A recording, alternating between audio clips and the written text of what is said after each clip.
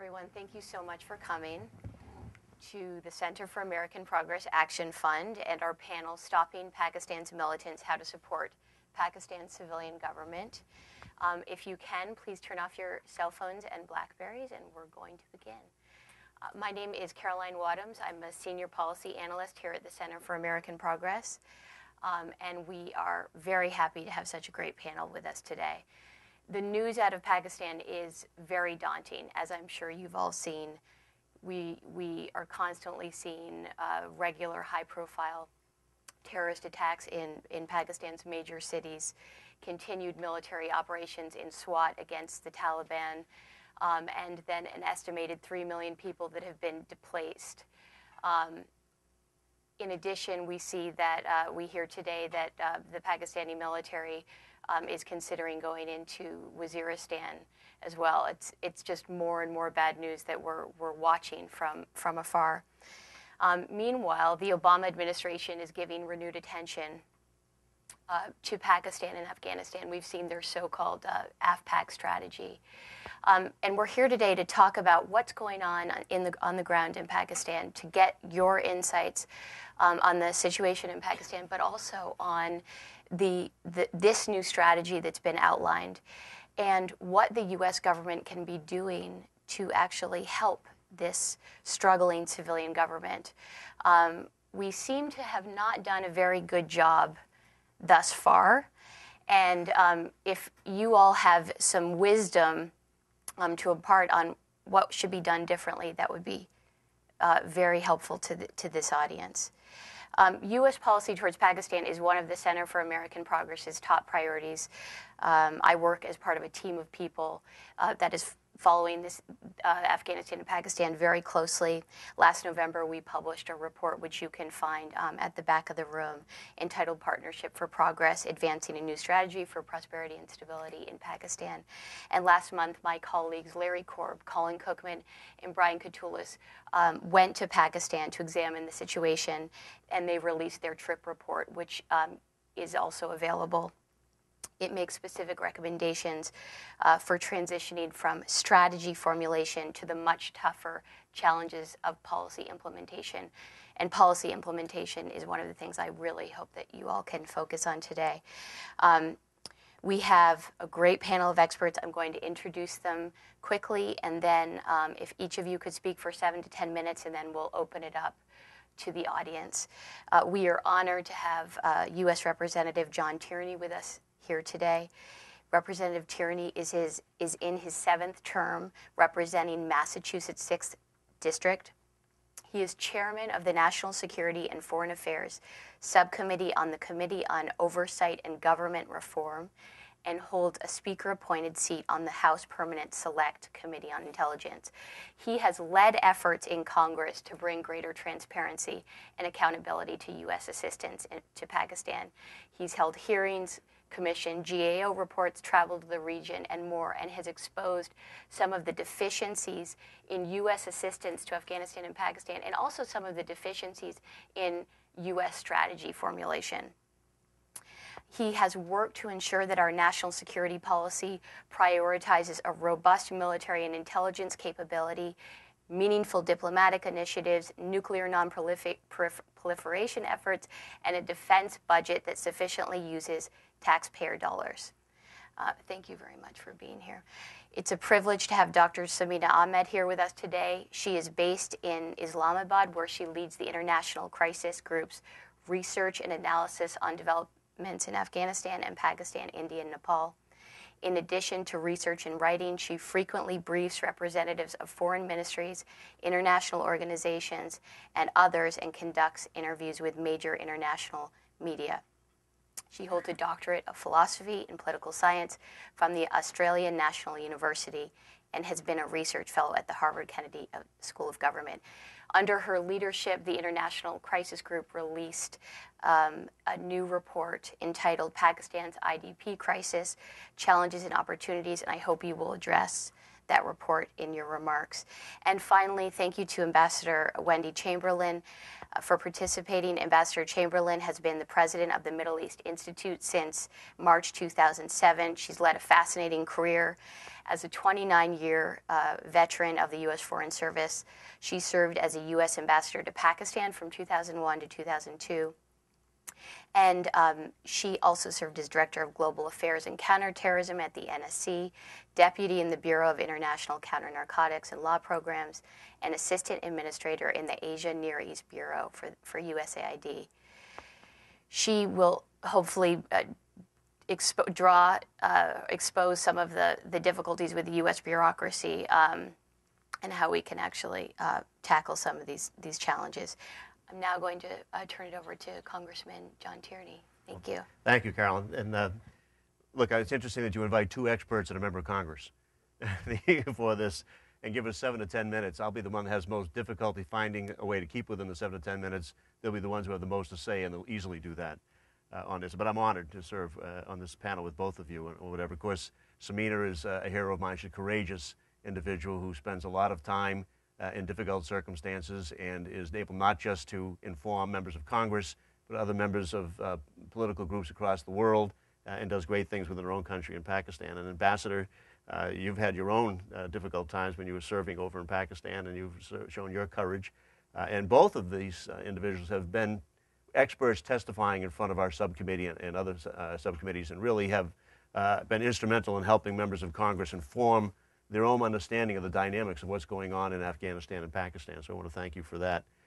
We each, all the members of Congress, come at this from different angles. You know the bona fides of my two colleagues on the panel. I come at this from being on the subcommittee since 1997 and chairing the subcommittee, of course, since 2007. Since then, we've spent a significant portion of our time trying to get a handle on the resources that have been devoted to oversight of Pakistan and Afghanistan, looking at both the policy and the implications of how we're spending our money, what effect that has, and whether or not we can actually be accountable for it. We've had 3 congressional delegations over there that I've led and a couple of others that other members have led, and get reports back from that. That, together with all of the information we try to get from experts and all that we can read, is probably our only way of trying to get an idea on that, and that's why it's so important to have people that come before Congress and share their experiences. One of the more important things I think that the subcommittee has worked on has been the Coalition Support Funds program.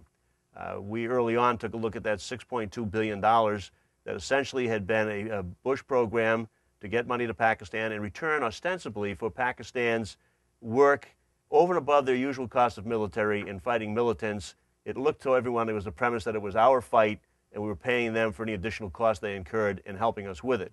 I think that was a mistake in the notion of how that was, but obviously over $6 billion went out. In 2007, when we started our oversight on that, we found out that almost 40% of it could not be accounted for, and that was a problem.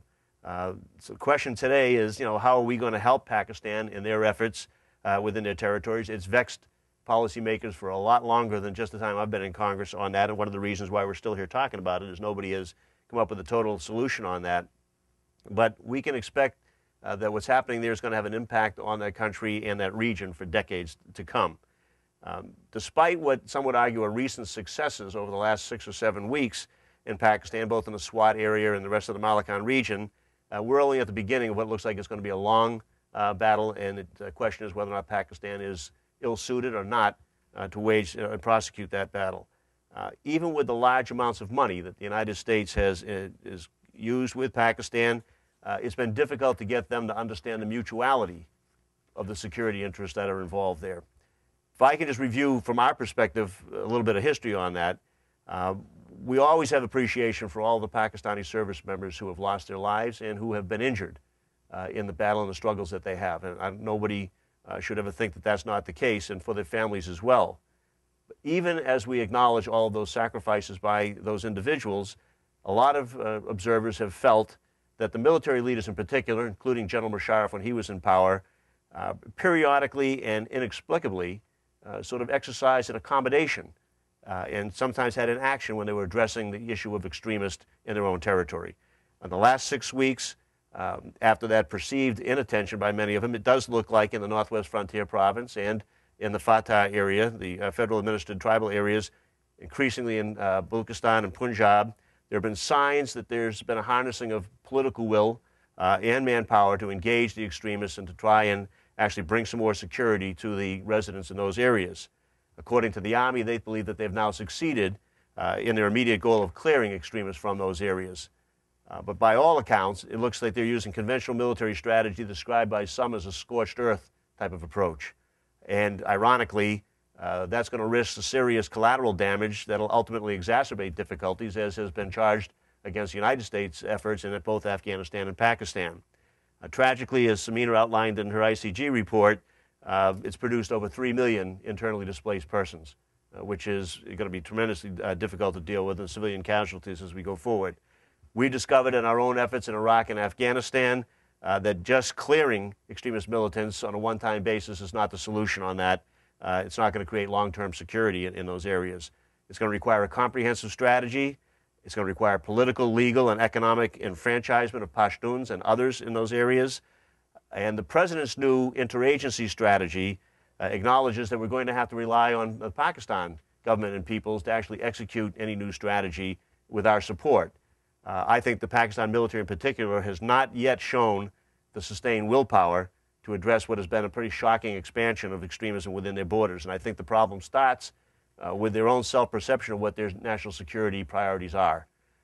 Despite the fact that by some reports the Taliban are controlling up to 10% of Pakistani territory, a lot of Pakistani's leadership, and I would argue particularly their military leadership, continues to view not an existential threat of what's happening from the extremists, but they're more concerned with India.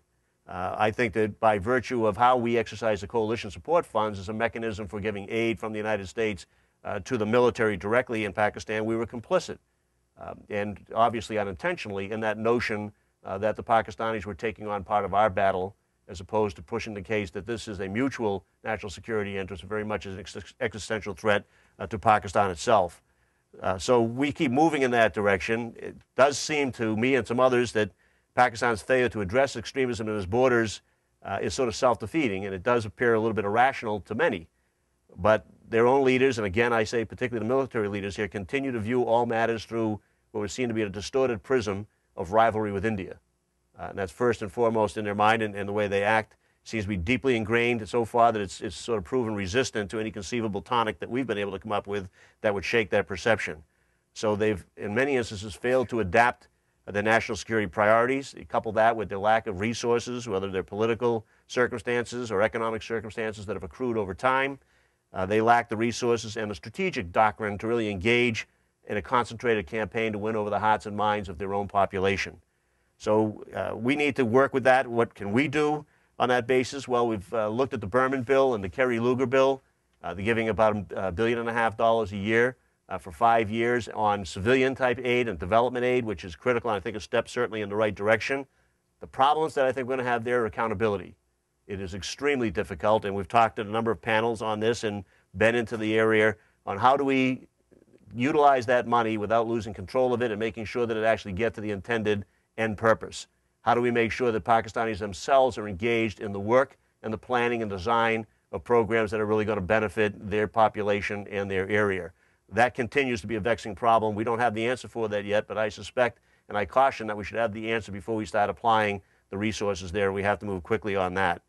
The other thing is the money that we're giving to the military. There's a substantial amount of money in the supplemental and in subsequent bills for the military. I'm a strong advocate of conditioning those resources to the military. And I think that after years of watching what I just explained, is it looks to be more of a focus on India than on the immediate problem of the extremists. That one way to deal with that is to put conditions on that, and the conditions that we proposed, I think, are modest. In order to release the funds, the president would have to submit to Congress a determination that there's cooperation with the dismantling of nuclear supply networks, there's cooperation in ceasing support for extremist and terrorist groups, there's cooperation in closing terrorist camps and taking efforts to prevent cross-border attacks against neighboring countries. Since 2001, we've given over $12 billion to Pakistan. We all have the idea that we want to make this work, but at least some in Congress no longer want to sit idly by while there looks to be unfulfilled promises of cooperation, particularly with elements of the military and the ISI, in their failure to recognize the mutual threat here. We're going to continue to work on this. We're concerned by statements, the reported statement of General Kiani for instance, describing the notorious Taliban commander Haqqani as a strategic asset to Pakistan, when in fact they are part of the mutual problem that we do. So we're going to try to work with this. We can't abdicate our responsibility for accountability, but we believe in particularly the internally displaced persons, while they create a problem, as Samita certainly points out in her report, that some of these extremist parties may go in there and give relief and get some favor from the local population. They're also an opportunity for the Pakistani government, with the help of the United States and the international community, to be the ones to show the population that a popularly elected civilian government can produce and can be what should be followed in that country. So I'll stop there because I'm sure I'm well over my 7 or 11 minutes. Thank you. Dr. Ahmed, would you like to comment, please? Well, thank you so much. It's a great pleasure to be here and in this very distinguished company. Let me start off by saying that we certainly believe, and we have said this in our report that we released on the IDP crisis on the 3rd of June, that while the situation poses grave challenges and risks, there are certainly also opportunities. But before I talk about either the challenges or the opportunities, just let me lay out the terrain of what's happening. In Malakand division, it's not just Swat, though Swat does matter because that's where the Taliban first made their presence felt. But Malakand division is actually 7 districts of the 24 districts of the Northwest Frontier Province. So you can imagine it's 1/3 of the territory of Northwest Frontier Province, one of the 4 states federating units of Pakistan. That's how serious the issue is. A peace deal reached, a military device peace deal reached, which was given a civilian face, with the Taliban, that ceded control of this entire stretch of Pakistani territory, not just the one, for all practical purposes to violent Islamist extremists, who then used this agreement in which they were supposed to actually give up their arms and become good citizens, to encroach on more territory, making their presence felt all the way down to Islamabad. The pushback, the military operation that started, is it any different from what's been there in the past? In actual fact, you've seen peace deal after peace deal reached between the military and the militants in FATA, in the tribal belt. Each peace deal has failed and has been followed by a military operation, which has been followed by a peace deal. And that's where the danger lies, because these deals were deals of appeasement.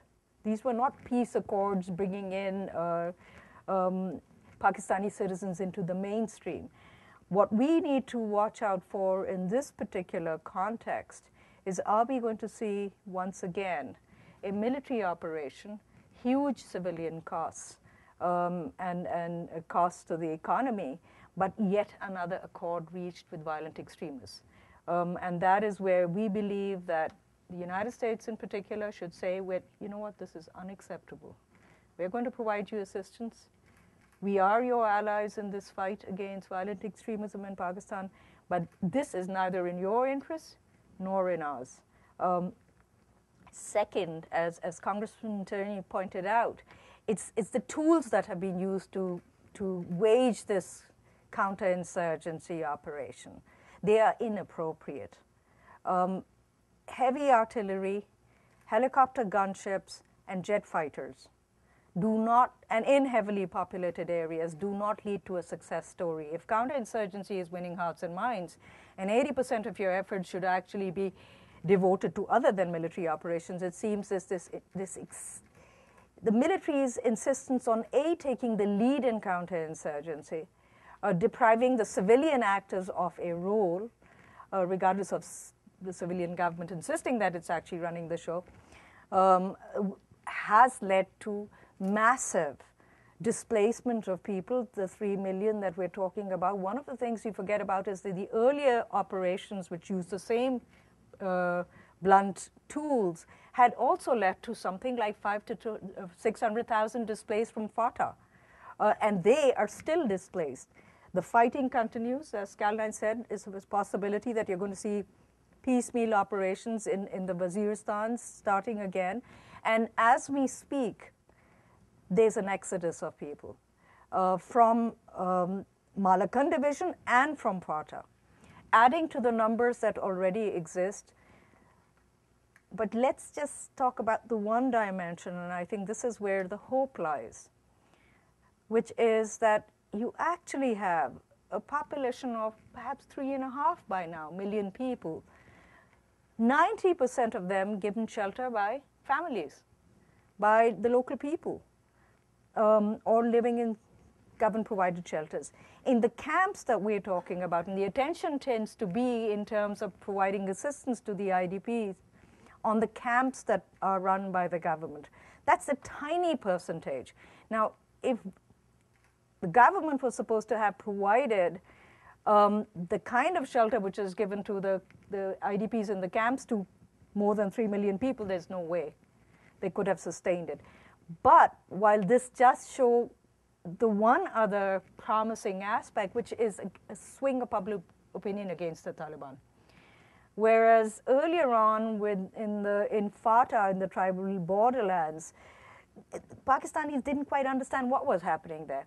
And militant propaganda and the propaganda of conservative anti-American elements in the media in particular sold this rhetoric very effectively. This is not our war, this is America's war. We've been forced into it. If the drone attacks didn't take place, and there wouldn't be any local alienation. If the American troops left Afghanistan, the Taliban would come back into the fold. You know what? The brutal acts of the Taliban, let's be very, very clear about it. These are not misguided, alienated youth. These are people who have resorted to rape and murder, the destruction of public and property, the kind of violence that one saw a very long time ago in Afghanistan under Mullah Omar's regime. I think they've actually exceeded the violence of Mullah Omar's regime. But because of that, there is clearly now an understanding this is not anybody else's war, anybody else's struggle. This is Pakistan's struggle for survival. We have to fight back. The problem is, and this is the title of this talk, how does a civilian government have ownership? And how can the United States help provide that ownership? And more than that, can we be absolutely sure that we don't provide this opportunity of actually accessing 600,000 from FATA who've been displaced, and they've left because they hate the Taliban, or they're scared of the Taliban. The 3 million that have left Malakand division who blame, when anybody talks to them, they blame the military and the Taliban. They say the military made a peace deal, the Taliban oppressed us, and look at where we are right now. But they are anti-Taliban as well. Can we access them? And we have in our report suggested that, look, cut out the middleman, for one thing. First, work through civilian institutions. We're not just going to be talking about relief, we're going to be talking in terms of rehabilitation and reconstruction. This is not going to happen overnight. Because of the way this counterinsurgency operations being waged, entire towns have been destroyed, the infrastructure is gone, there are no hospitals, 60% of the schools of the area have been destroyed. There are no health services, but there's no basic services such as water. The crops rotted in the field as this operation is carried out. The winter is going to set in, and it's going to be a brutal winter. This is the Northwest Frontier Province. We need to be planning ahead. We need to be planning between now to the winter, what happens to the IDPs in winter, and to the next summer, which is the earliest that we can think of people going back. They're not going to go back unless they are absolutely convinced that there's not going to be a peace deal. If they believe that the Taliban are going to be back in their midst and the military will make a deal, once again, they're skeptical, and rightly so. They're not going to go back. They're not going to go back, and they can't go back. It's not that they don't want to. If there's nothing there for them to go back to. In the immediate phase, in the relief phase, we have strongly emphasized you've got to cut out the military middleman in particular. You've got to also cut out the civilian bureaucracy, which is now more of an impediment than it is a vehicle of transmitting assistance. Our proposal is actually on a model that has been used by the United States in Latin America and elsewhere, which is cash-based vouchers. You need documentation. The documentation is available. You can prevent pilferage. Actually, you can avoid pilferage a lot better than you can in the present system used. And because you also have a banking system. More than that, you also have the markets. It dignifies assistance given. It's quick. It targets the right audience, and it cuts out jihadi access. What is happening on the ground ladies and gentlemen, as we speak, the jihadis are out there. It's not in the abstract. The worst of the jihadi groups, the most dangerous of jihadi groups, a group that has been banned several times over, and the last time around after the Mumbai attacks, is back again under a changed name. And it's operating in these areas, as are the Islamist parties. So you have that alliance that was already there, now reviving itself and recruiting. And that is what needs to be stopped. Provided you have, at this point in time, also plans, and this is where the United States can help out, but cannot actually do the work on the ground, which is plans to make sure that these areas, Malakand Division, once the operation is over, go back into the normal mainstream. In other words, political reform that was way overdue in FATA. Here's an opportunity. People just absolutely are fed up of the militants. They want political reform. The tribal belt can be brought back into the mainstream through political reform right now. Malakand, civilian law enforcement, preparations have to be made now for when the militants leave to take over. And that is where the United States can actually help a great deal, in particular, helping build the capacity of the civilian law enforcement agencies and the civilian intelligence agencies. Let me say this, that while a huge amount of assistance has gone to the military, billions of dollars, it's been dribs and drabs of United States assistance to what actually matters on the ground, which is civilian law enforcement. Even in terms of pure counterterrorism, these are the tools that are needed. And the civil administration will need to be built up. Again, let me say this, huge opportunities at reaching out to people who want to fight back, but do not trust their security forces with good reason, and do not trust the international community either, because expectations have been raised in the past, and then they've not been met. Thank you. Thank you so much. Ambassador Chamberlain. Well, I would like to say that I agree with almost everything that my two colleagues have said, and they have really touched all of the highlights. I'm going to have to reshuffle my remarks as I go along here, so if it seems a little choppy, bear with me. It's more a tribute to the two former speakers than anything else. Let me just try to pick from my remarks here a couple of points that I think might be a little coming at the issue from a little bit of a different angle. With regard to the situation today in SWAT, truly I don't think that it is a crisis that has suddenly visited itself on us. This has been in the making for years, perhaps decades. It is not popular. The extremists there are not popular and never have been, and I'll make that point. I'll try to justify that point in a little bit. And I think that there is some confusion when we call these extremist groups that we find in the Malakand today and in SWAT Taliban. You're lumping a large group of different folks under a title that, to me, Taliban doesn't make any sense anymore. Taliban means student. I think what you're finding is, let's call it by a name that is more recognizable to us. It's Al-Qaeda. And these groups have come under a loose network of Al-Qaeda. They've adopted the Al-Qaeda ideology. They get training and support and funding from each other and from Al-Qaeda. A lot of the funding comes from a wave of kidnappings and gangster-like extortion of money from businessmen, making Peshawar in the last year sort of a no-go zone. But it is not your Mullah Omar Taliban. I don't even think that you can call Betullah Masood's group, the TTP, a Taliban anymore. They're really the foot soldiers for Osama bin Laden's Al-Qaeda.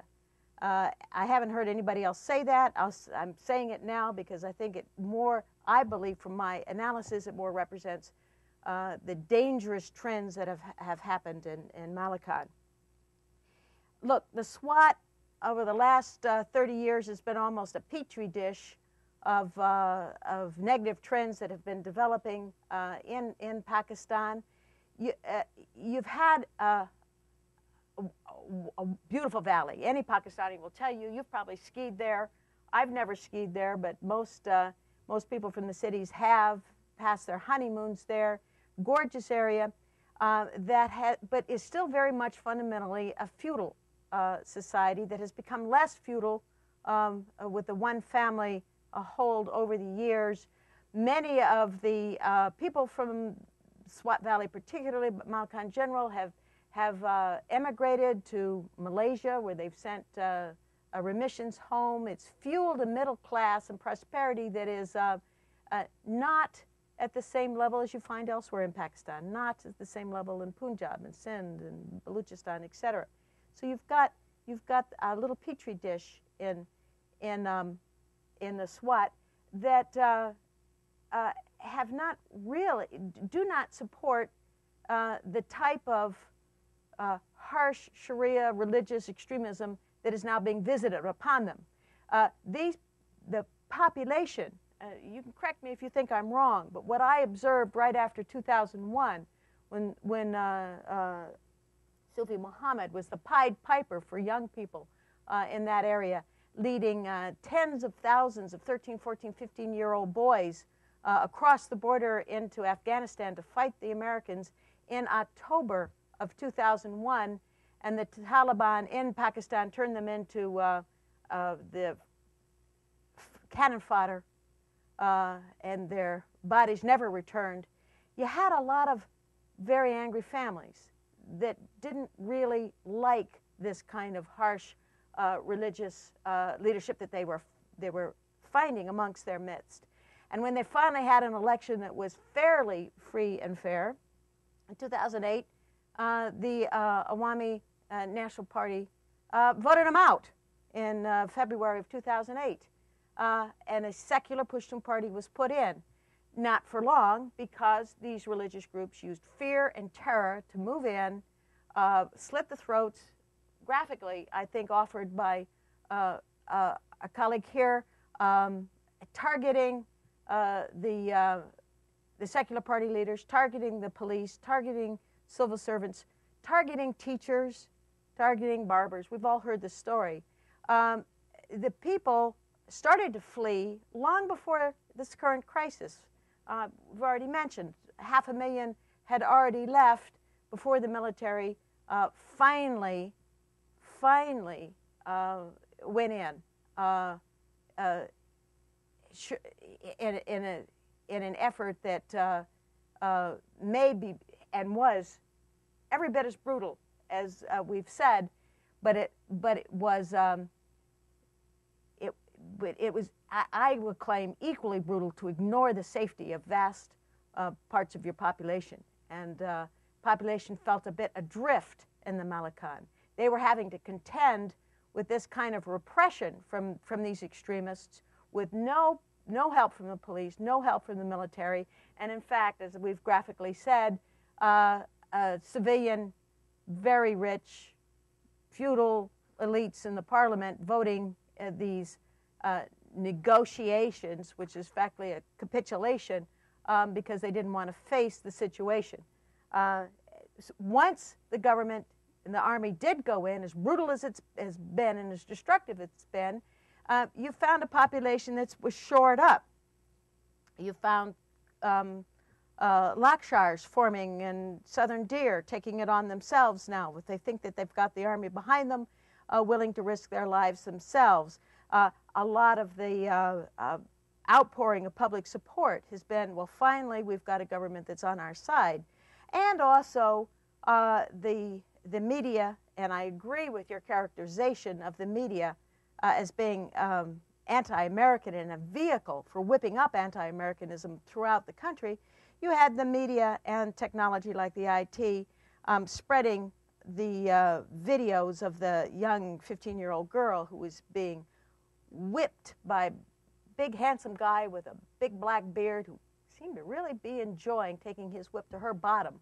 And that really created a picture, not just of brutality, but of these guys enjoying this power over women that just went like a thrill through the society that galvanized some of the solidarity that we've seen. Now, the point being, and I want to agree, this is this solidarity that you find now with in mid-May, all parties, including PMLN and Nawaz Sharif, coming together to support the government military operations in Malakand. The meetings also in mid-May of the religious leaders in the Ummah who condemned this harsh brand of Sharia law and condemned some of the practices there. This kind of solidarity is ephemeral. It can go away in a moment. And it will go away if, as the other speakers have said, the Pakistani government, with international support, doesn't respond immediately and effectively to address some of the harsh conditions that the IDPs are facing.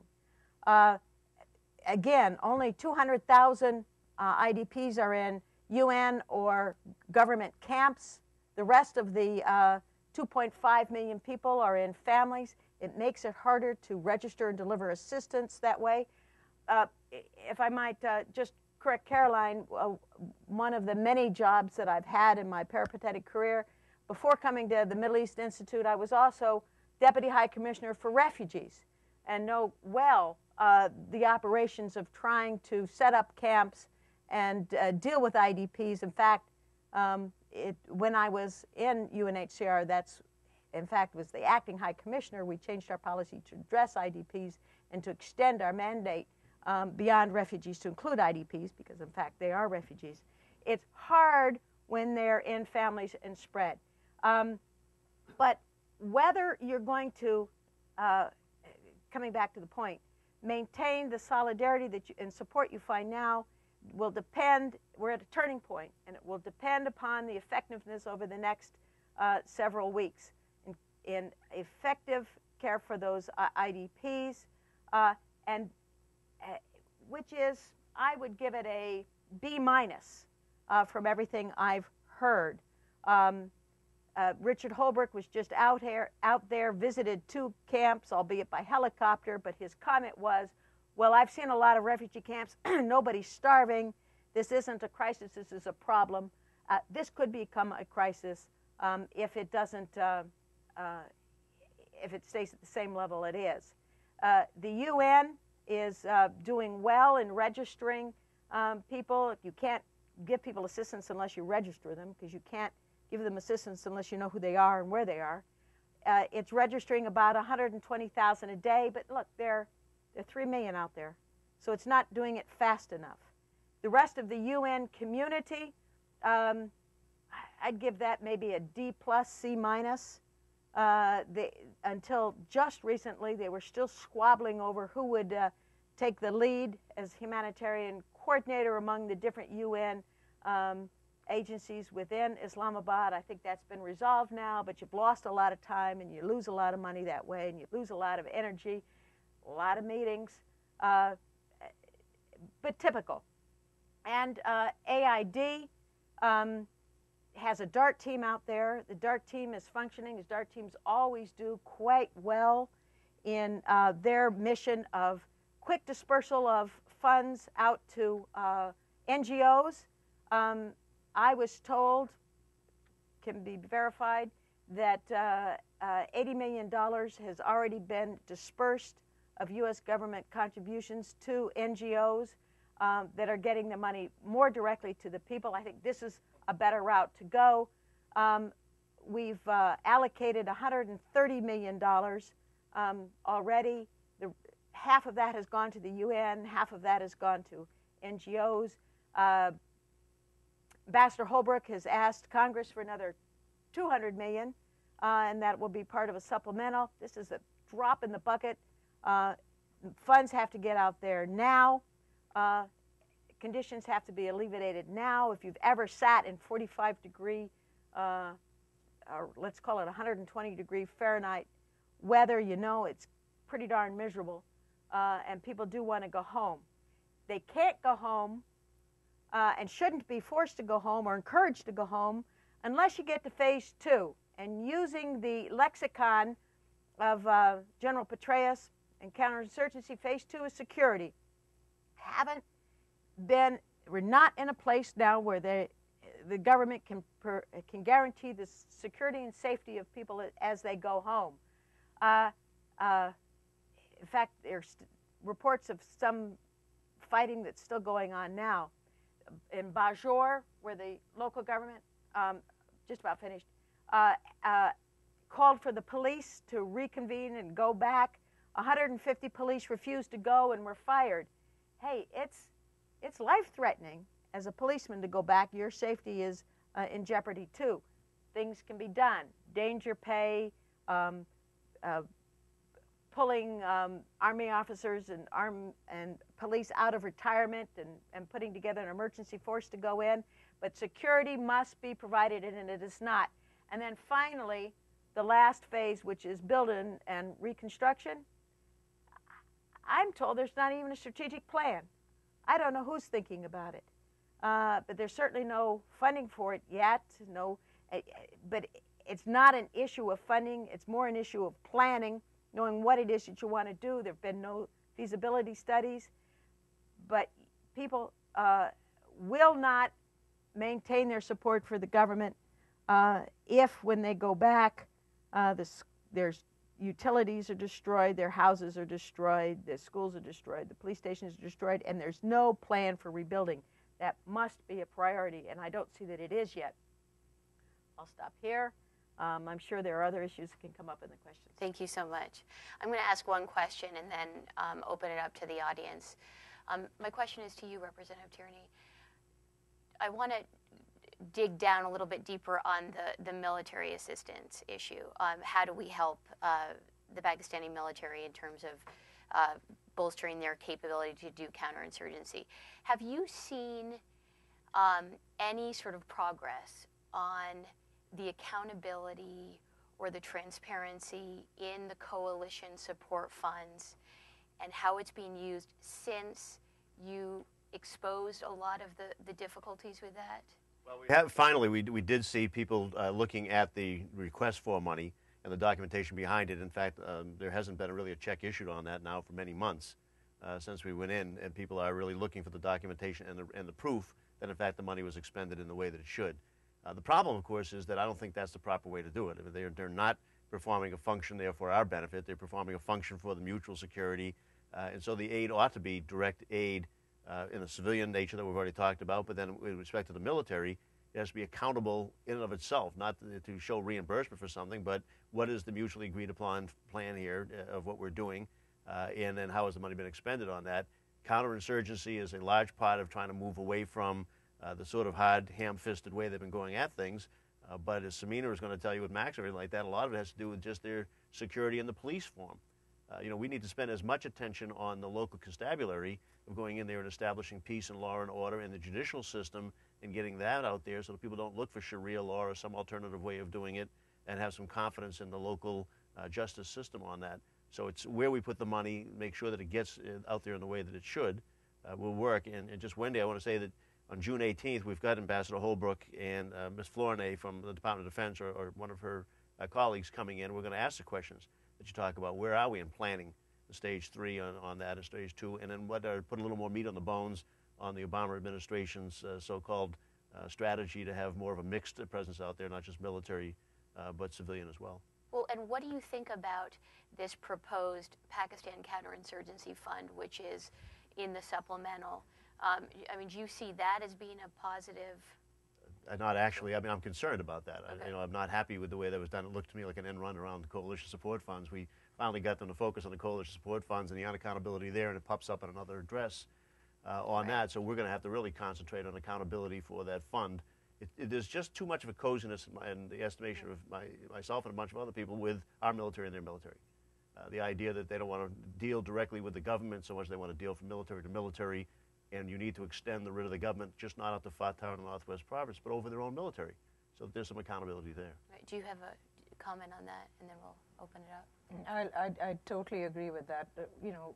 There needs to be, I think, in Washington also a sensitivity, just as there needs to be the same sensitivity in Islamabad on cutting out the civilian element and also the dangers of not having a civilian face.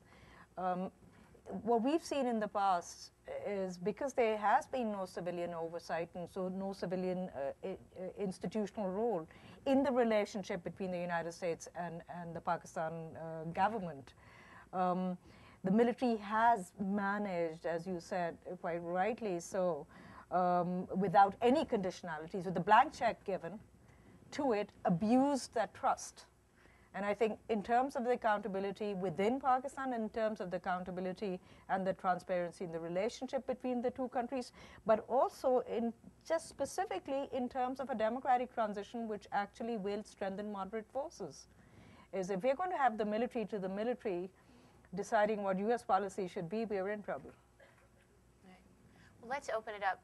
If you could wait for the mic, stand, state your name and affiliation. That would be most appreciated. I would like to start with the media first. Yes, sir.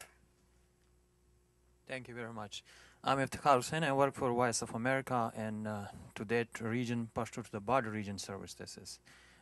Directly going to the tribal areas in Pakistan and to the region you are talking about. And to tell you, I have been grown up in this area as a student, as an ethnic Pashtun, and been going around there. Well, so I have some comments, but as I'm not a guest here, so my question is, my question is, you've been pointing to this, and I'm really happy that pragmatically you've been speaking on this. You are quite aware of that situation. The people, the Pashtuns in tribal areas in Swat, they are as much skeptical of the Islamabad as they would be of the United States. How much the U.S. is addressing that problem deep down at the street level perceptions about the war on terror. So far we don't see the convincing position of the common people. The Islamabad political people or in Northwest Frontier Province political people would say that this is their war. And also the U.S. aid is going there, and they are very happy about this. We've been listening from the region, particularly those air-conditioned tents, and they talk about this. To us, they're very happy. How the Islamabad or the military going to consolidate its victory in Swat area and Dir area when there is no policing, there is no civil administration, and what the U.S. can do with that. Otherwise, it's going to be the same thing, back to the square, and getting nothing after the claims of this moderate success in the operation. Thank you very much. Thank you. Do you want to? Well, I agree with the statement within your question. In fact, that was one of my points. In order to solidify the goodwill that is beginning to happen now, you will need to move to provide safety and security for the people. Now, your question is, what can we specifically do? When I was ambassador in 2001, I pushed very, very hard for more support for police and security. It's been a long time coming. I'm not at all happy with what we've been doing over the last 8 years. We've got some people in this room, including Mark Schneider, who's written tirelessly on this issue over the last 8 years, and I want to thank him.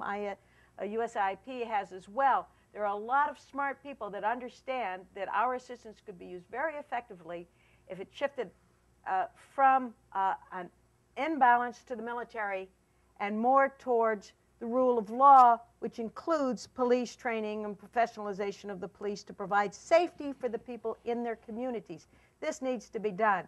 So I would suggest, Mr. Congressman, that the bills that are going through Congress now to provide assistance to Pakistan, the Kerry-Lugar bill, that a good hunk of that be allocated for police training. The problem is, who does it in the United States? We have a failed state right here in the United States, in Washington. We don't have an agency that owns police training. Ask Mark Schneider. Read some of the things that he's been writing. Go to his website. AID has been prohibited by law from doing it since the 1970s, when police training programs were being abused in Vietnam and Latin America. The military doesn't do police. It's a different rules of engagement. It's not what they do, and they shouldn't do it. They have been doing it. They've moved into a vacuum in Afghanistan, and they shouldn't be, in Iraq, and they shouldn't be doing it. And the State Department are diplomats. They're not operationalists. They don't do it. State Department approaches development operational programs, that I can tell you is 29 years in the State Department, as a budget issue. Get the funds, it'll happen. That's not what development is about, and that's not what putting together operations is about. It begins with a strategic plan, goals and objectives, monitoring mechanisms, and then you determine the budget. You don't start with the budget. And that's what I'm afraid we're doing now. Nobody owns police training. And this is not something that we can wait 10 years to develop. It's something that's needed in Pakistan, Afghanistan, Iraq, other countries now, today. Let's not wait. We don't even have an aid administrator. Do either of you want to comment before I take the next question? Well, my only comment would be that you have some ideas, and I'd like you to share them with the staff over there. I think your perspective is worth doing. You mean how are we going to make sure the region knows what's going on? Informationally on that? There's sources, funds and resources allocated toward a new effort of getting information out directly to the people. You know, the statute, of course, allocates the money. The proof is going to be in what the administration does in terms of putting something around that to make it happen. So we'll try to work through that with them. Hopefully your ideas you're going to share on some of that, because we're not getting the message out there very clearly to the population on that. And Samina, I'm sure ICG has some ideas on that as well, and Wendy, you may too. But we do have money that we're willing to put toward that. Again, when you do the planning, you need to find out who's going to get it out there and how the information is going to get in there without getting distorted. And the U.S. government has to rely on the Pakistani government to actually get those messages out. We can. Well, not necessarily. You know, part of it to the government, but there are other resources you can use to get the message out as well, whether it's the media or others, leaders in the community, people of that nature. Do you want to comment? Just specifically only on the issue of police reform and police capacity building. Yes, police training might, you might have to look at how you go about it. Fact is, just in terms of the resources, the physical resources that the police have, they don't have flak jackets, they don't have flak helmets, they don't have ammunition, they don't have guns. They don't have salaries. They don't have, well, their salaries have now been increased by the government of Pakistan. They've been doubled, and that has led to police morale increasing. But when you don't even have boundary walls around police stations, that's the kind of protection the police has. Now compare that to the assets that the military has, and I think you can decide how to reallocate effectively the kinds of resources that are really needed in Pakistan. It's one of the reasons why we need to deal with our government to their government as opposed to military, so that the military doesn't cream off all of the money and resources and push it in one direction. We've got to have an understanding that it's going to go through the government, that the government is then going to apply it to the things that we think are important mutually and move forward on that. Another question. Can we do another round of media, please? Yes, sir. Hi, I'm Sean Tannen. I'm a reporter with the AFP News Agency. I just wanted to see if you could expand a bit on the comments the Congressman made about being a scorched earth policy, about being, in terms of the military tactics going here, about how they could backfire and could alienate people. And regardless of that, do you think that, regardless of whether one argues whether it's successful or not, do you think this does demonstrate more willingness on the part of the Pakistanis to actually tackle extremism? And also, I was wondering if, in terms of the bill and the aid package, if you have some sort of general idea when you think the two chambers can reconcile and get that together. By the bill, you're talking about the supplemental, or you're talking about the Berman Kerry bill? Berman Kerry bill. Okay. First of all, there's some evidence, of course, from the activity there that that there's not an appreciation, more of an appreciation now of this existential threat than there has been in the past. So I think that the activity out there is evidence of that. Whether it be sustained or not is the question that we have and what we're watching to see, the commitment to sustain it. The manner in which they're going about it is somewhat of a reflection of what their training is. They haven't had a lot of training in counterinsurgency and in utilizing both the military and following up with the police and other security types of apparatus. So they may be falling back on what they're trained to do, or it may be a preference for that. I hope it would not be the latter, that there's a smarter way to go about this, because I think the collateral damage, obviously, besides having the internally displaced persons problem you have with it. It's a whole attitudinal issue and reaction, as our first questioner indicated, people thinking that it's against them as opposed to for them. So all of those things would need attention. Part of that would be what can the United States do? Well, we can help them realign their plan and their focus and give them some of the training or provide resources for the training. And as Samina said, resources for the police and other more local forces out there and the rule of law type of training to get up into that area. So all of that is important. On the Berman bill, we're probably going to vote on that this week, in the next couple of days. The Senate, I think, will be putting through the Kerry-Lugar thing soon. I would expect that probably before August, there'll be a finalization of that. I really believe that we're going to carry the argument on putting conditions on the military, at least in the House bill, like the indications are that we're going to be able to do that. We'll see if we'll fight to keep it in after the conference bill gets done. Great. Comments? Just on the scorched earth policy, if you see what the results of the military operation were in Bajor, there's nothing there for people to go back to. So I don't think that was quite successful in terms of counterinsurgency. What does matter will be what is the action that's going to be taken against these violent extremists, in particular the leadership. If we're going to see those commanders let off the hook for brutal acts, they're criminals, let me put it this way. They are responsible for breaking the law several times over. If they are not apprehended or killed, and if apprehended, tried in courts, the message sent will not be the message that the people of that region want to hear. It will be yet another round of deal making at the same time as the civilian infrastructure has been destroyed. Yeah. Can I just say something about the military-to-military relationship?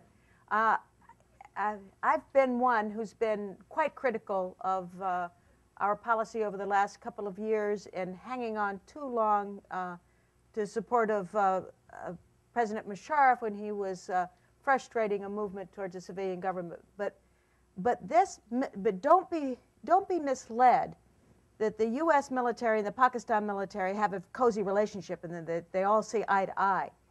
In fact, what has been of great surprise and shock and almost great concern to me, makes me quite anxious, is how polar opposite the Pakistani military at the junior general and colonel and down level is with the American military at the junior general, colonel and down. I've spoken to both groups repeatedly, briefed them over this last couple of years, and there is a deep suspicion, there's a name to it, they call it the trust deficit. But these are two militaries that are suspicious of each other, not working with each other. I could give you details of the different perceptions, but just for interest of time, the trust deficit is big. It was enlarged. It was created perhaps by a decade when they were not conducting exchanges and going to each other's military schools, but it is now something that is significant enough that that is one of the problems we need to address as well. Because we are working against a common enemy, but we are not working together against this common enemy. Now, I'd be interested to hear what Dr. Samina has to say about this, because it's part of the problem that we're going to be facing. I'd say very briefly just this, that you have given the Pakistani military more than $12 billion of taxpayers' money. Billion dollars of taxpayers' money. And more than, because we really can't quantify what's been given since then, since the last time this figure was mentioned, in return for an agreement to work towards a common goal. If the Pakistani military still supports jihadists in the region, whether they are jihadists that are working in Afghanistan or jihadists that are targeting India, then I think that trust deficit you're talking about should be a very serious trust deficit. That issue has not been addressed. That is where I would agree with the Congressman. You need to have conditionalities put in when you are providing assistance. It should not be based on trust. It should be, as an earlier president said, verified. Okay, then let me take, you've taken, Let's open it. Let's get some more questions from the audience, and then we can keep going. Sir?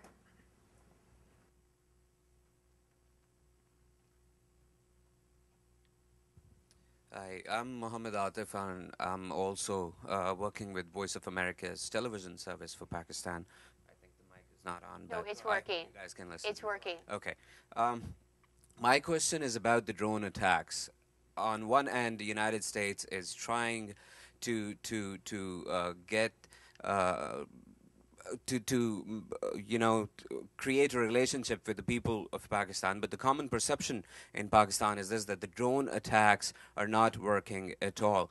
Do you think it is possible to recover and to earn the trust of Pakistani people when the drone attacks are still continuing? And we're talking about Waziristan. Pakistan Army is also preparing to take its operation in action to Waziristan. We will face another couple of millions IDPs in the region again, and the drone attacks are still going on. Do you think United States and Pakistan can work on this tactique or strategy, whatever you want to call it, to stop these attacks, at least? Because the Prime Minister and the other officials in the government would also and always say that Pakistan will protest, and we've talked about it with the officials of the United States, that the drone attacks has to be stopped.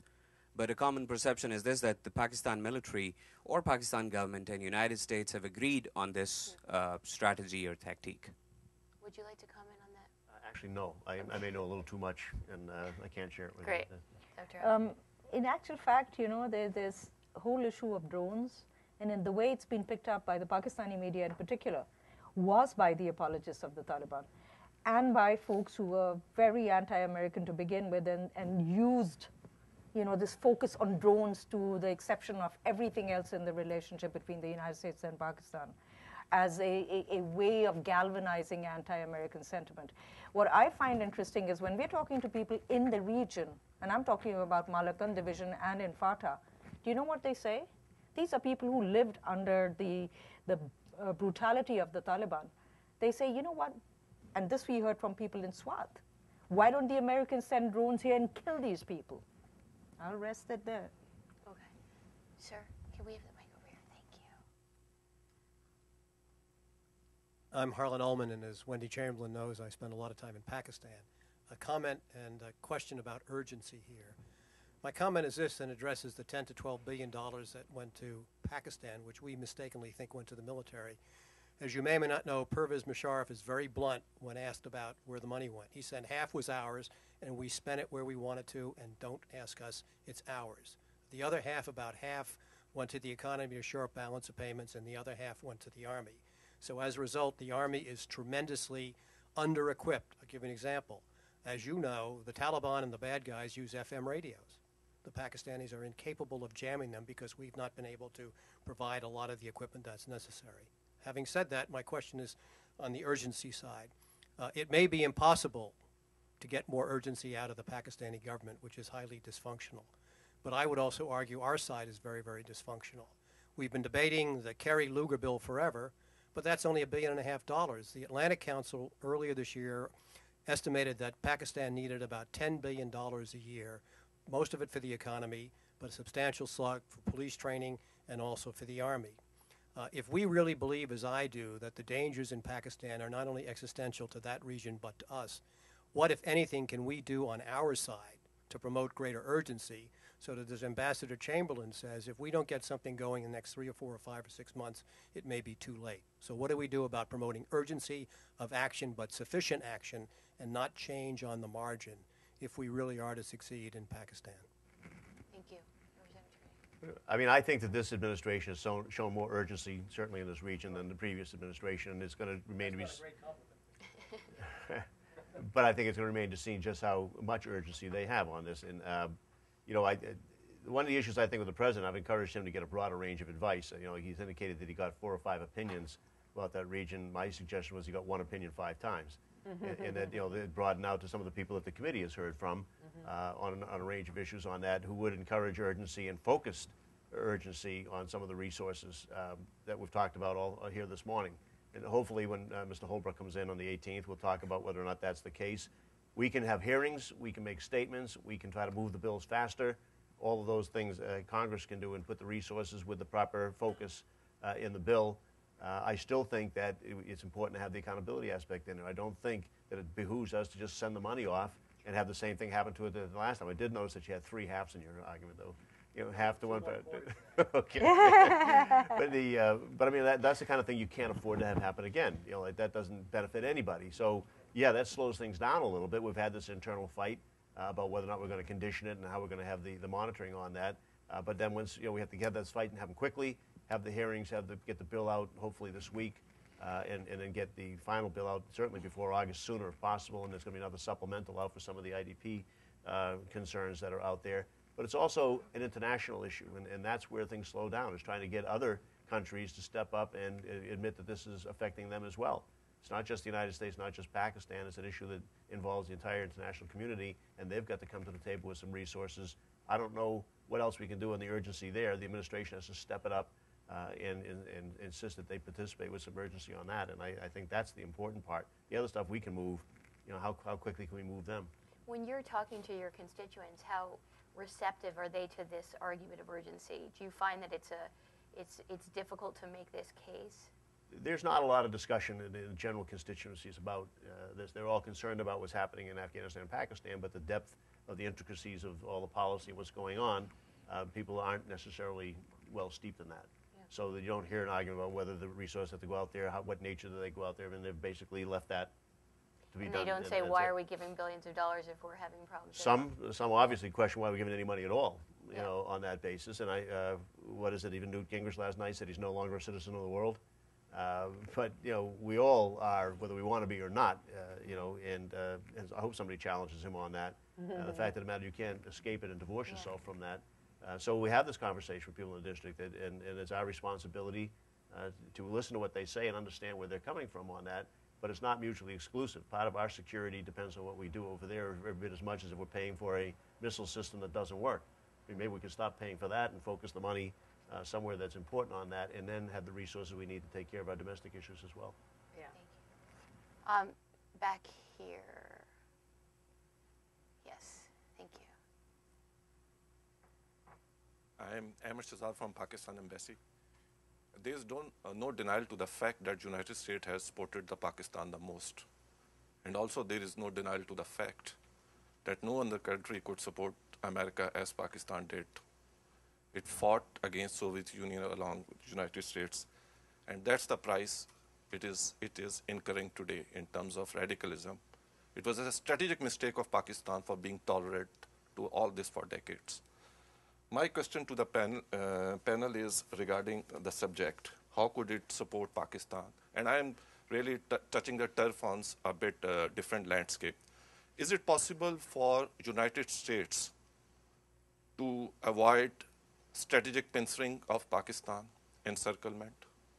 Is it possible for United States to make its western border secure, to ensure that Chechenians and Uzbeks fighters do not intrude?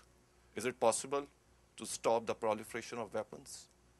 Is it also possible for the United States, that has lots of clout in the Afghan administration, to stop the Kandhari tribe movement in Kandahar with Brahamdad Bukhti fanning Balochistan liberation?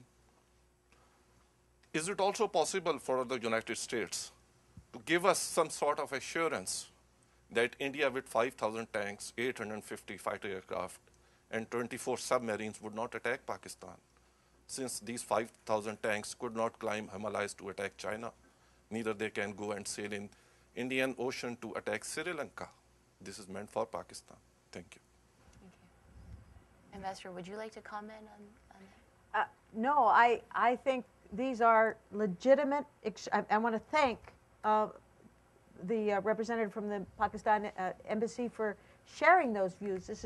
This is all part of the dialogue that we have with Pakistan that we do need to address. This is part of what we call the trust deficit. And it just, in fact, those questions, as tough as they are, just begin to touch how deeply most Pakistanis feel. about the United States and the anti-Americanism, frankly, that they harbor. These are issues that we need to address in our diplomacy, and my belief is that diplomacy doesn't begin and stop with a media campaign. It begins with and is based on policies and delivery of assistance that affects the lives of the people from the bottom up. Our aid programs have been skewed to the military, and what little that we've had left for civilians, and I'm sure the Congressman agrees with me, has been spent in ways that are invisible to the people of Pakistan.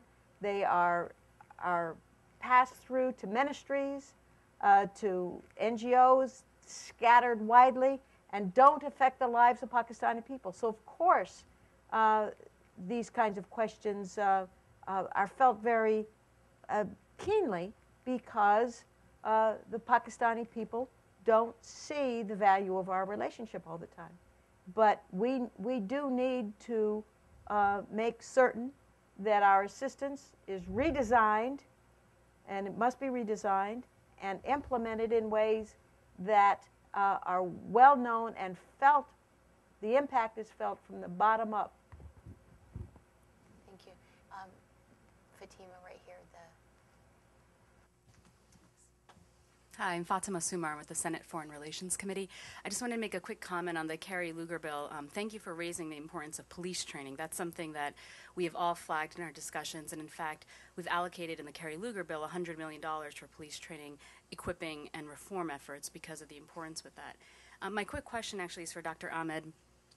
You mentioned in your report the use of militant jihadi groups operating in the relief camp efforts. Can you talk a little bit more about that? What exactly is going on the ground, and also what kind of cooperation or non-cooperation are they receiving from the Pakistani government to operate?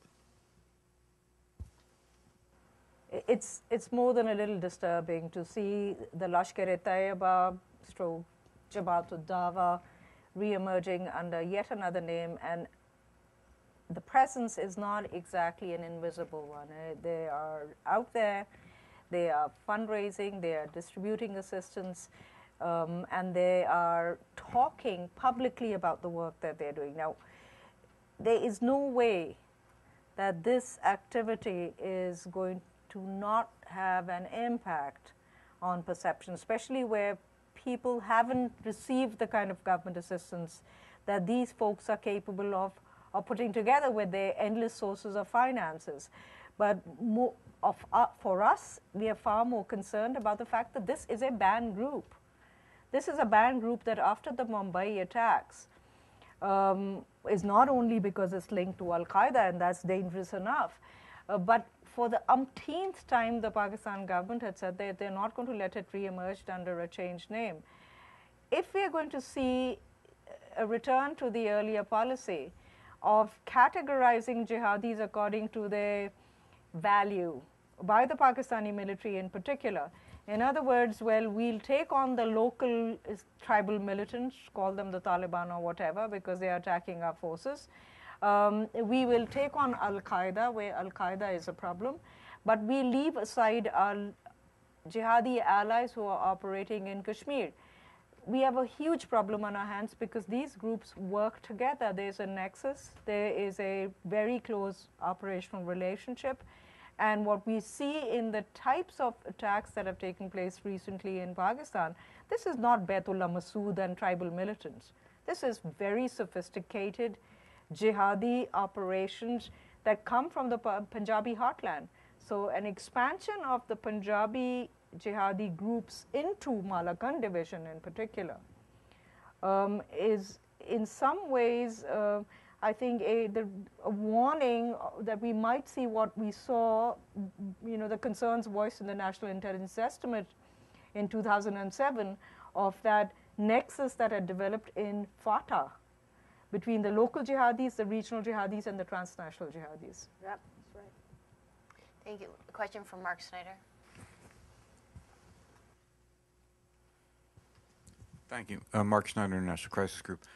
I'd like to ask Samina particularly, but the panel, and you just mentioned it, but you talked briefly about political reform in terms of the Fatah becoming part of Pakistan under the constitutional order, and I'm just wondering, isn't that almost a precondition to gaining control over the region and removing it as a sanctuary for Al-Qaeda and for the jihadi groups? Mark, you're absolutely right. I mean, this is our concern also in terms of U.S. assistance, USAID funds that have gone to Fatah development, $750 million and more money in the pipeline, that you cannot, unless you have the basic precondition of political reform. And by political reform, we do not necessarily mean that you need to actually look at the existing structures and to make sure the structures work, but to actually remove that constitutional gap where the writ of the state stops at the borders of Fatah, where rule of law doesn't apply to Fatah, where the courts don't exist, and where the police doesn't exist. So how do you actually enforce the law?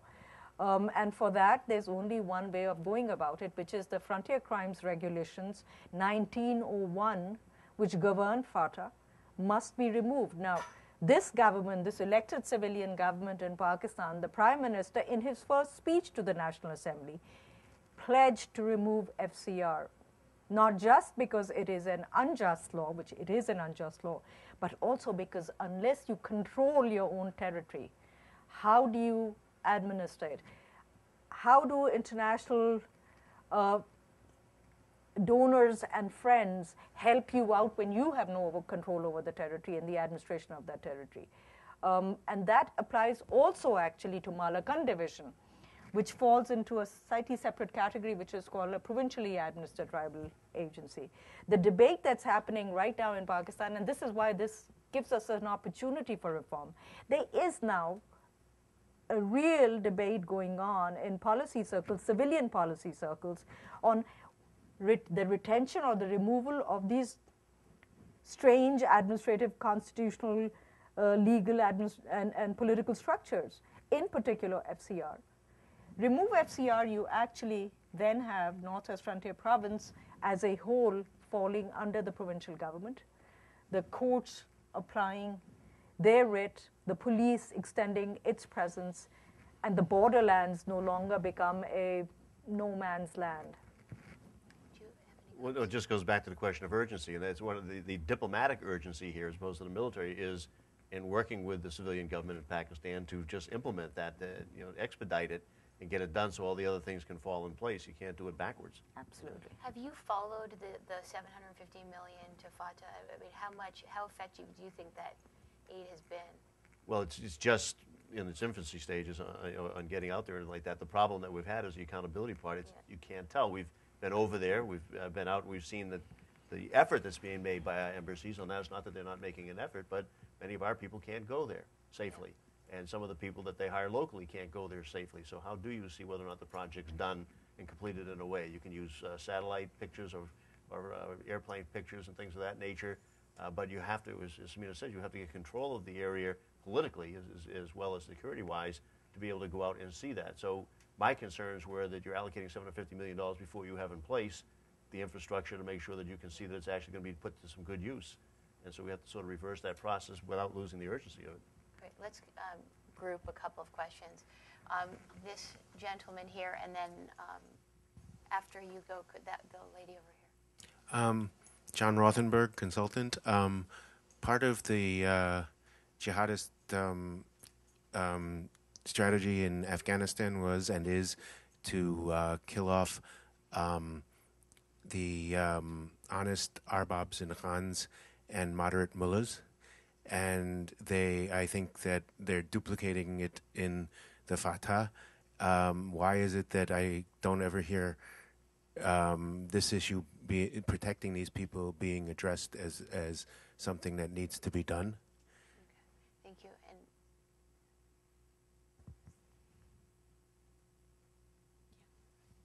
And Dina Murad with Save the Children. I actually was just commenting on something that Ambassador Chamberlain said about the IDPs not being encouraged to go back to their homes.